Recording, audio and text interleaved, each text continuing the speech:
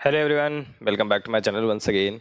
तो यहाँ पे हम लोग बात करने वाले हैं लीड कोड वीकली कॉन्टेस्ट 348 का थर्ड प्रॉब्लम।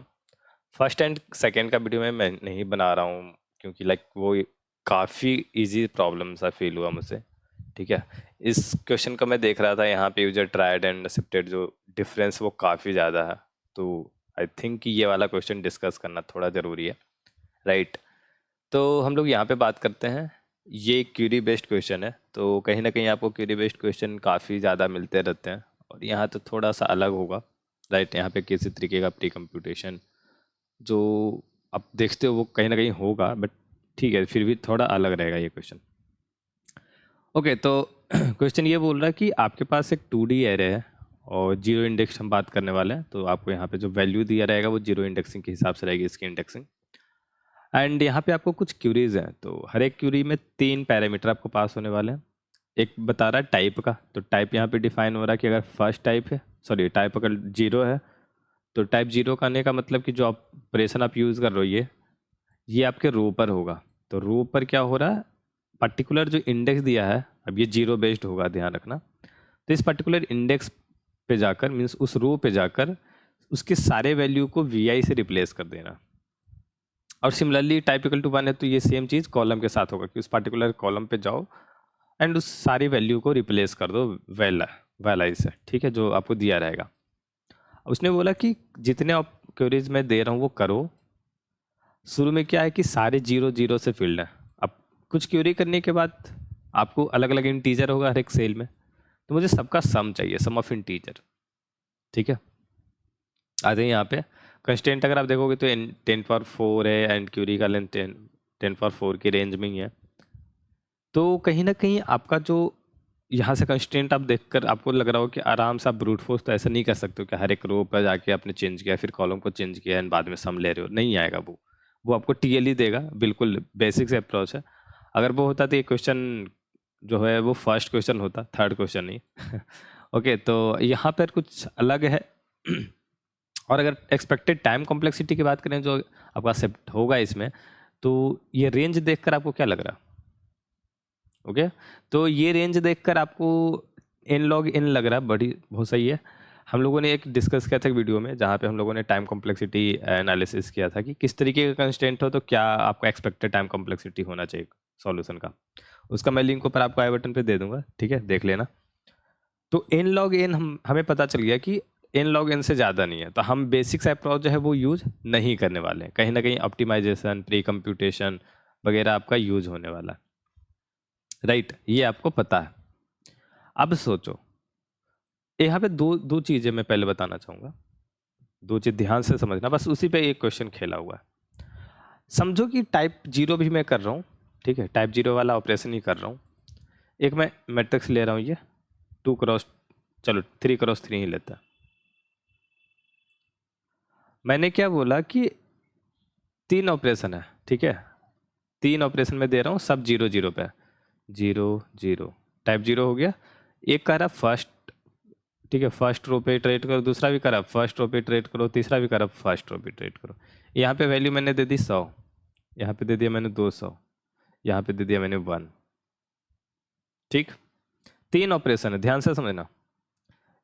ये आपको आसान कर देगा अगर आप समझ रहे हो इस चीज़ को। तो फर्स्ट में क्या करेगा ये आपका जो फर्स्ट रो है, ठीक है, फर्स्ट रो जीरो इंडेक्सिंग है, फर्स्ट रो यहाँ पे आएगा। यहाँ पे पहला करेगा 100 को इंसर्ट, इनिशियली सारा जीरो है, सॉरी ये 100 नहीं 10 है। 100 आपका आएगा, फिर ये 100 आएगा, फिर 100 आएगा। इनिशियली सब जीरो जीरो था, हम जीरो जीरो को नहीं लिख रहे हैं। ये क्यूरी 1 हो गया। फिर सेकेंड क्यूरी में क्या होगा, ये बोलेगा कि नहीं यार यहाँ पे 100 नहीं करना, आपको जो है उसको हटाओ, इरेज करो। मैंने इरेज कर दिया। फिर अभी कह रहा 200 पे जाओ, इसको 200 असाइन करो। ठीक, ये क्यूरी 2। फिर क्यूरी 3 आ रहे हैं हम लोग लेके। क्यूरी 3 इसने बोला कि ठीक है ऐसा है, अच्छा ज़्यादा ही हो गया ये, चलो कोई नहीं, इसको रहने देते ऐसे ही। तो क्यूरी 3 बोला कि नहीं, जो है हटाओ, उसको 1 से असाइन कर दो वैल्यू। अब समझो जब हम सम लेंगे, फाइनल हमारा मैट्रिक्स अभी ये बना है, अगर 3 क्यूरी होता तो ये फाइनल मैट्रिक्स है। तो अगर हम सम ऑफ एलिमेंट कंसीडर करेंगे तो क्या ये 100 आएगा? क्या ये 200 आएगा बीच में? नहीं, यहाँ पे सिर्फ सम आपका 1 + 1 + 1 = 3 होगा। तो क्या बेसिकली मैं ये कहना चाह रहा हूँ कि क्या ये दोनों क्यूरी अगर नहीं भी होता तो आंसर आपका सेम आता, राइट? मतलब इस दोनों क्यूरी का कोई मतलब नहीं रहा। अगर जैसे कि ये फर्स्ट क्यूरी किया तब आपके पास एक मतलब है, सेकंड क्यूरी जैसे ही आया तो फर्स्ट वाले का कोई मतलब नहीं रहा, सेकंड के बाद थर्ड जैसे ही आया उसके बाद कोई मतलब नहीं रह गया। क्यों? क्योंकि सेम रो पे हम लोग क्यूरी कर रहे हैं। सेम चीज, सिमिलर चीज आपको यहाँ पे मिलेगा अगर, और ये सेम रो के जगह अगर कोई सेम कॉलम पे कर दे तो भी सेम ही होगा।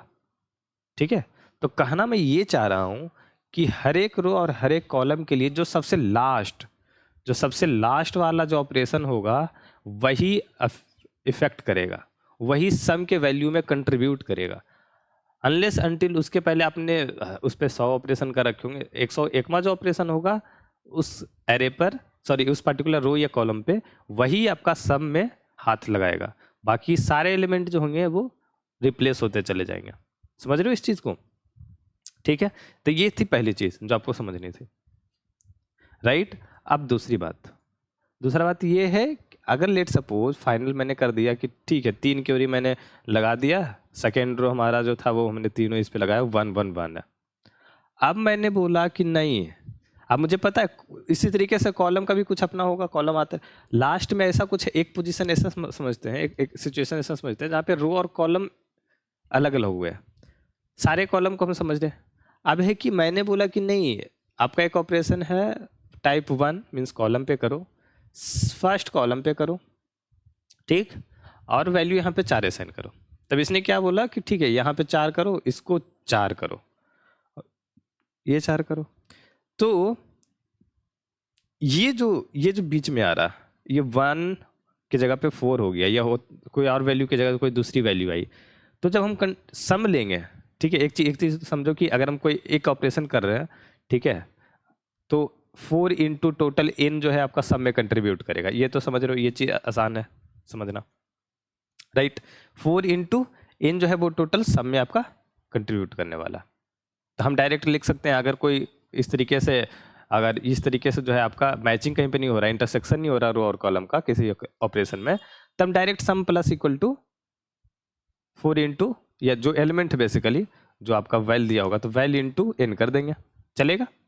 But as soon as intersect करता है, मतलब हमने ये एक कॉलम का ऑपरेशन या एक रो का ऑपरेशन जब किया, ठीक है, पार्टिकुलर मानते हैं कॉलम पे अभी, तो कॉलम का जब कर रहे हैं तो कुछ particular number of rose already field होंगे, और इसका हमें एक ट्रैक रखना पड़ेगा, जाहिर सी बात है। तो हमने एक मान लो एक रो रखा, एक कॉलम नाम का कुछ वैल्यू रखा, कुछ कंटेनर रखा जहाँ पे हम ट्रैक करेंगे कि कौन सा रो और कौन सी कॉलम पे हमने भी कर रखी है, ठीक।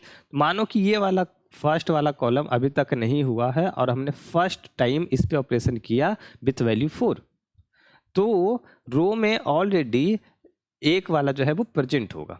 अब इसके वजह से, अब देखो कोई भी रो हो, चाहे वो फर्स्ट रो होता है या सेकेंड रो होता है या 0th रो होता, जब एक रो और एक कॉलम पे आप बात कर रहे हो तो एक इंटरसेक्शन पॉइंट इसका मिलेगा। तो जितने रो होंगे, ठीक है, जब आप एक कॉलम की बात कर रहे हो तो जितने सारे रो होंगे उतने इंटरसेक्शन पॉइंट बनेंगे। मतलब यहां पे मुझे r डॉट साइज से पता चल सकता है कि कितने इंटरसेक्शन पॉइंट बन रहे हैं। समझ रहे हो? r डॉट साइज से मुझे इंटरसेक्शन पॉइंट का पता चल जाएगा, और यहाँ पे क्या करूंगा मैं, इस 1 का जो कंट्रीब्यूशन है उसको हटा के इस 4 का कंट्रीब्यूशन ऐड करना पड़ेगा मुझे, ठीक है। अगर हम हर बार यही बस सम करेंगे, सम प्लस इक्वल टू वाली इंटू एन, तो इस टाइम पे भी हमने क्या होगा 1 इंटू 3, तो हमारा 3 होगा।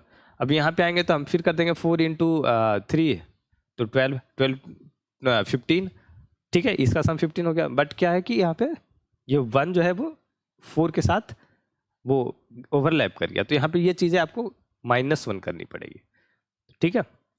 तो इस चीज़ का आपको बेसिकली ध्यान देना। तो ये 2 चीज़ है जो आपको समझना। पहला ये कि सबसे लास्ट रो जो होगा या सबसे लास्ट कॉलम जो होगा वही सब में कंट्रीब्यूट करेगा, और सेकेंड ये जब ये ओवरलैप कर रहा होगा, इंटरसेक्ट कर रहा होगा, तो इंटरसेक्शन फाइंड आउट करने के लिए हम अगर कॉलम की बात करें तो रो डॉट साइज, रो की बात करेंगे तो कॉलम डॉट साइज, करके हमें फाइंड करना पड़ेगा और इसके सम को रिस्पेक्टिवली हटाना होगा। इस लॉजिक को रखते हुए हम लोग कोड पे आते हैं। अब मैं आपको कोड एक्सप्लेन करता हूँ। अब चूंकि यहाँ पे देखो रो और कॉलम आपके बार बार आएंगे, तो मैंने डायरेक्टली सेट यूज कर लिया, आर से रिवर्स किया जानबूझकर। अब बोलोगे रिवर्स क्यों किया? क्योंकि हमें क्या चाहिए, हमने सबसे पहला पॉइंट यही डिस्कस किया था, वो लास्ट रो चाहिए मुझे, ठीक है। तो अगर यहाँ पे आ रहा तो मतलब ही नहीं है, सबसे लास्ट से हमने इटरेट करना शुरू किया तो रिवर्स कर दिया, ताकि ये आपका जो है वो आसान रहे क्यूरी करना यहाँ पे। अब अगर ये प्रेजेंट नहीं है, अगर क्यूरी टाइप 0 है मीन्स रो पे करना है, रो अब आर वाले में ये प्रेजेंट नहीं है मीन्स इस पे अभी तक ऑपरेशन नहीं हुआ, ये पहला टाइम है ऑपरेशन। पहला टाइम कहने का मतलब रिवर्स करने के बाद पहला मीन्स वो आखिरी होगा, इसके हिसाब से तो आखिरी होगा। तो हमने उसको बस चेक किया है कि ये रो में प्रेजेंट है कि नहीं, मीन्स इस पे अभी तक ऑपरेशन हुआ है कि नहीं, ठीक है। तो फर्स्ट वाले टाइम पे जब मिलेगा वही मुझे चेक करना है एक्चुअली। तो बस उसी हिसाब से मैंने क्या किया, आंसर में आपका n इंटू n माइनस ये वाली वैल्यू इंटू IT.2 आपका कंट्रीब्यूट करेगा। अब ये n माइनस 2 क्यों, यहाँ पे एक चीज मैं आपको बता दूं, एक थोड़ा सा यहाँ पे हमने उल्टा समझ लिया। जब हम 4 को इटरेट कर रहे हैं, ठीक है, जब हम इस पर्टिकुलर रो के लिए चेक कर रहे हैं, तो उसके पहले c.size इतने कॉलम हो चुके होंगे, मतलब कहीं ना कहीं इस 4 के बाद हमने एक रो का, या अगर हम रो की बात करें, छोड़ो इसको रखते हैं, इस रो 1 1 1 की बात कर रहे हैं, तो इसके बाद 4 4 हुआ होगा, ठीक राइट, इसके बाद ये 4 4 हुआ होगा, तो इसके बाद अगर हुआ होगा तो हमने रिवर्स किया तो ये पहले हो गया होगा, तो यही चीज यहाँ पे चेक होगा। तो ये 4 इंटू 3 तो वहां पे काउंट हो चुका होगा, 4 इंटू 3 काउंट हो चुका होगा 12। लेकिन जब हम यहाँ पे आएंगे तो 1 इंटू 3 ना करके 1 इंटू ये हो जाएगा गलत, तो 12 प्लस 1 इंटू 3 माइनस रो का जो काउंट, रो का काउंट कितने रो सॉरी कितने कॉलम उसके पहले हो चुके होंगे, तो c.size और ये वाली वैल्यू 1 अब यहाँ पे नहीं आएगा, ये 4 पहले से आ चुका है, तो यहाँ पे हम 1 इंटू इसकी साइज 1, ये 1 घटा देंगे तो 12 प्लस 2 जो कि 14 होगा। समझ रहे हो, ये सारा मतलब जो बेसिकली लॉजिक उल्टा हुआ हमारा, जो हम समझे थे और जो मैंने शुरू में बताया था, वो इस रिवर्स की वजह से। रिवर्स में क्या हो रहा है कि जो चीजें सबसे पहली थी वो सबसे आखिरी बन गई, और जो सबसे आखिरी थी वो सबसे पहली बन गई। तो हर बार में देखो हम लोग क्या कर रहे हैं, यहाँ पे ये माइनस कर रहे हैं, हम लोग क्या कर रहे हैं, हम लोग इसको डॉट यहाँ से चेक कर रहे हैं पहली बार कि इक्वल टू होना चाहिए। समझ रहे हो, वो चीजें जो आखिरी हम समझ रहे थे वो इस रिवर्स करने के बाद हमारा लॉजिक सब उल्टा हो गया और फर्स्ट में हो गया। तो ऐसा समझना हमें, ये 4 4 4 पहले हो चुका होगा, हमने पीछे साइड से ट्रेड करना शुरू किया है, पीछे साइड से यहाँ से, तो ये 4 4 4 वाला कैलकुलेट हो चुका। अब उसके बाद ये 1 1 1 आ रहा हमारे लॉजिक के हिसाब से, तो ये 1 1 यहाँ पे इफेक्ट करेगा नहीं, क्योंकि इसके बाद 4 वाला ऑपरेशन इसको सीधे वैल्यू को चेंज कर देगा 4 में। तो इस 1 को मुझे हटाना, इस 1 को ऐड नहीं करना, तो वही कर रहा हूं मैं, n into this value minus इसका size column dot size c.size, तो directly n minus c.size into value कर दिया मैंने। समझ रहे हो, और उसको रो में भी ऐड कर दिया कि चलो ये वाला रो अपना काम हो गया। सिमिलरली उसी तरीके से कॉलम में भी हमने चेक कर लिया, आंसर रखा, रो में जो हटाया, और उसके बाद आपका कॉलम इंसर्ट कर दिया कि हाँ इस वाले कॉलम का काम हो चुका, राइट, ठीक है। तो इस तरीके से हम लोग जो है इसको चेंज करने वाले हैं, और फाइनली आपका सम जो होगा वो आंसर में स्टोर होगा, क्योंकि हम हर एक स्टेप पे सम ले रहे हैं, तो आपका फाइनली सम जो है स्टोर होगा। एक चीज़ का ध्यान रखना, जब भी आप इस तरीके का क्वेश्चन डील कर रहे हो और आपका कंस्टेंट जो है 10⁵ या आपको इस तरीके से है जहाँ पे वैल्यू भी 10⁵ और है, तो आपका जो सम होगा वो हमेशा इंट के रेंज से बाहर चला जाएगा। तो लॉन्ग लेना, गलती मत करना इसमें, ठीक है। तो इस वीडियो में इतना ही समझने लायक था, और आई होप कि आपको इसमें पूरा समझ में आ गया होगा। किसी भी तरीके का डाउट है तो नीचे कमेंट बॉक्स में बता देना, ठीक है। एंड अगर चैनल पे नए हो तो चैनल को जरूर से सब्सक्राइब करना है, यहाँ पे हम लोग ऐसे ही बेहतरीन वीडियो एडिटोरियल्स आपको प्रोवाइड करते हैं। ओके, तो मिलते हैं अगली वीडियो में, टिल नाउ बाय बाय।